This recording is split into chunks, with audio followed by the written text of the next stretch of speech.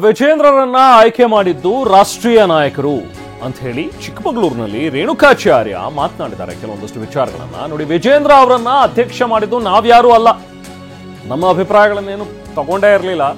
ರಾಷ್ಟ್ರೀಯ ನಾಯಕರು ಅವ್ರನ್ನ ರಾಜ್ಯಾಧ್ಯಕ್ಷ ಮಾಡಿ ಕಳಿಸಿದ್ರು ಅಂತ ಹೇಳಿ ಚಿಕ್ಕಮಗಳೂರಿನಲ್ಲಿ ಎಂಪಿ ರೇಣುಕಾಚಾರ್ಯ ಮಾತಾಡಿದ್ದಾರೆ. ಯಾರು ಬೇಕಿದ್ರೂ ದೂರು ಕೊಡ್ಲಿ, ಹೆಚ್ಚಿನ ಮಹತ್ವ ಕೊಡೋದಿಲ್ಲ.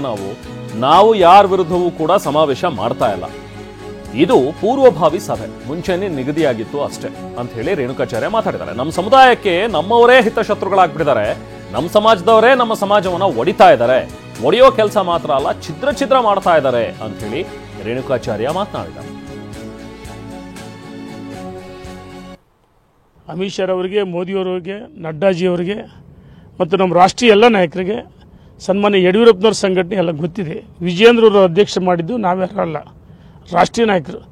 ಅವ್ರನ್ನ ಅಧ್ಯಕ್ಷರು ಮಾಡಿದ ಮೇಲೆ ಇಡೀ ರಾಜ್ಯದ ಉದ್ಯೋಗಕ್ಕೆ ಪ್ರವಾಸ ಮಾಡಿ ಸಂಘಟನಾ ಪರ್ವ, ಭ್ರಷ್ಟಾಚಾರದ ವಿರುದ್ಧ ಹೋರಾಟ ಇರ್ಬೋದು, ಮೂಢ ಇರ್ಬೋದು, ವಾಲ್ಮೀಕಿ ಇರ್ಬೋದು, ಹೋರಾಟವನ್ನು ಮಾಡಿ ಜನಮಾನಸಲ್ಲಿ ಯಡಿಯೂರಪ್ಪನವ್ರು ಹೆಂಗೆ ಛಾಪ್ ಮೂಡಿಸಿದ್ರು, ಅದೇ ರೀತಿ ವಿಜೇಂದ್ರ ಅವರ ಛಾಪನ್ನು ಮೂಡಿಸಿದ್ರೆ ಇವ್ರು ಏನು ಬೇಕಾದ್ರೆ ಯಾರು ದೂರು ಕೊಡಲಿ, ಅದಕ್ಕೆ ನಾವು ಹೆಚ್ಚು ಮಹತ್ವ ಕೊಡಲ್ಲ.